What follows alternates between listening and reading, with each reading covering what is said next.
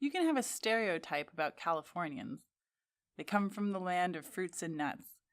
But unless that has an emotional component, I really hate Californians, then it's not really prejudice. So where does prejudice come from? Your book talks about all sorts of good things like observational learning, the media, scarce resources, and so forth. All of these are true and they play a role.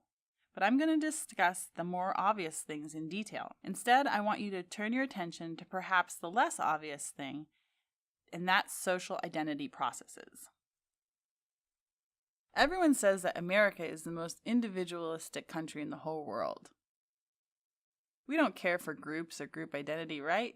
We just emphasize individuals. You could also say this about Western culture.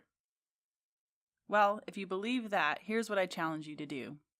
I challenge you to perform an experiment. I challenge you to go to Grizz Stadium when the Grizzlies are playing the Cats.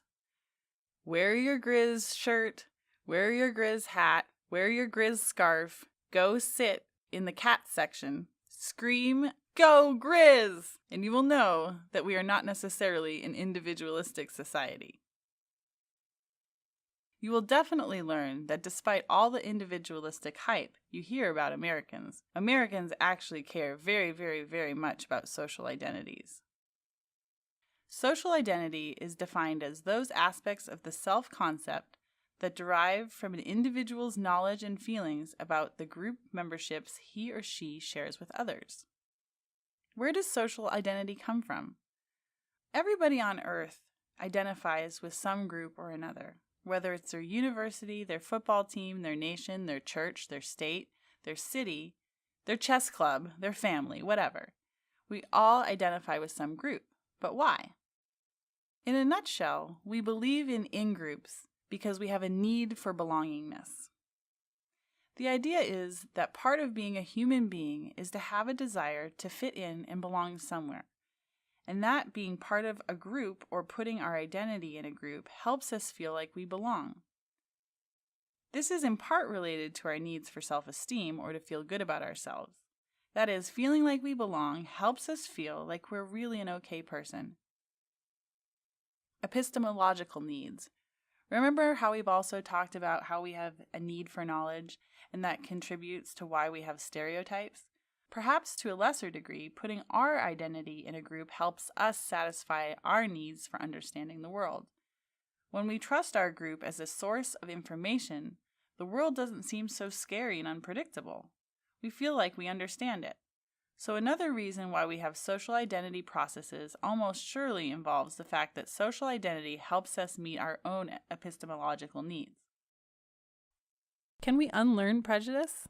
Well, given the automatic activation of stereotypes, it's hard to undo, even for non-prejudiced people.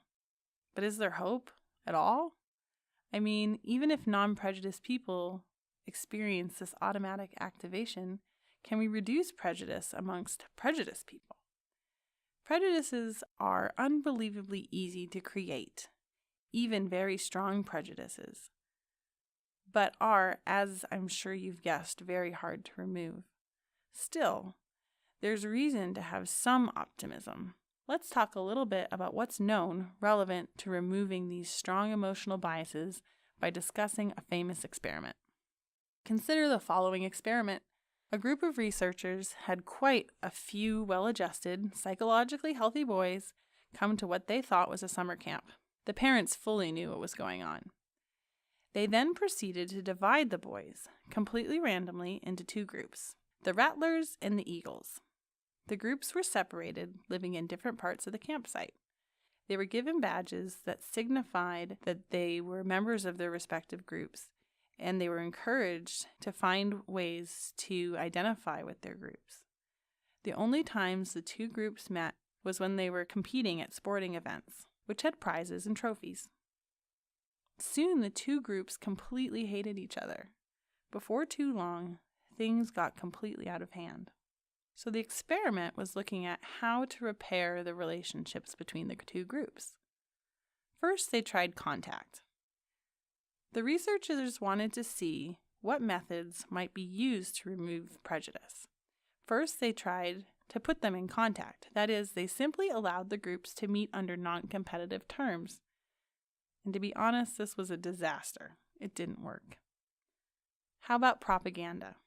Next, they tried to use propaganda. That is, they began to tell the rattlers how great the eagles were and so on. They put up positive posters about each group.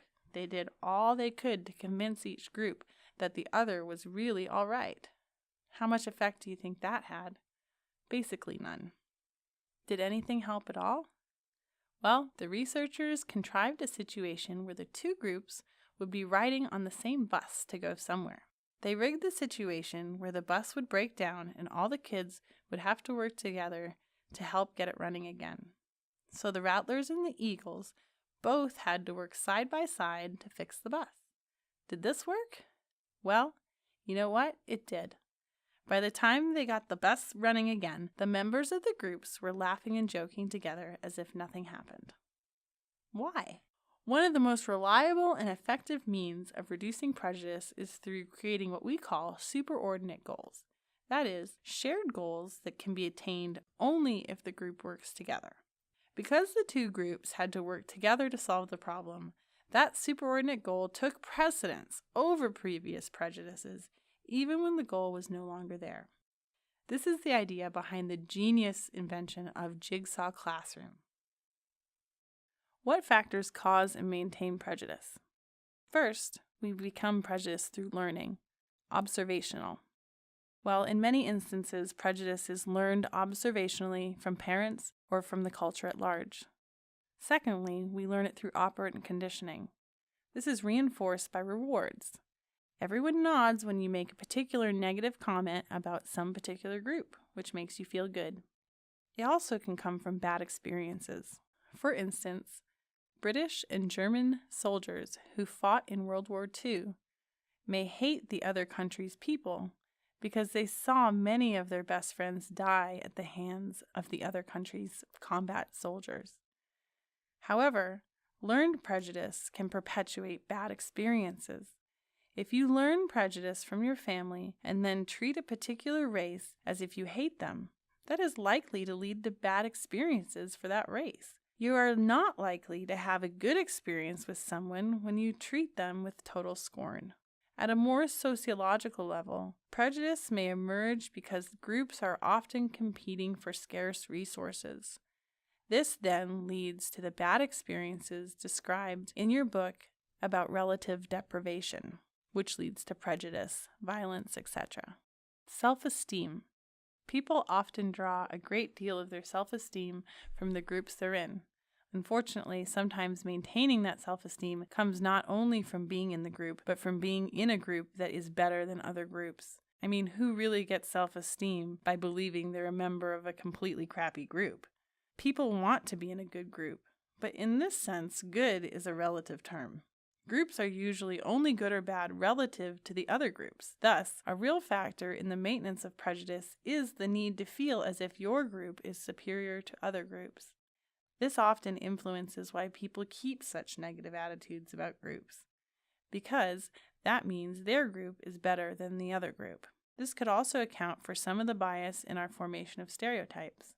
We are often motivated to see only certain things because we are consciously or more likely unconsciously to feel it is necessary to maintain our own self-esteem.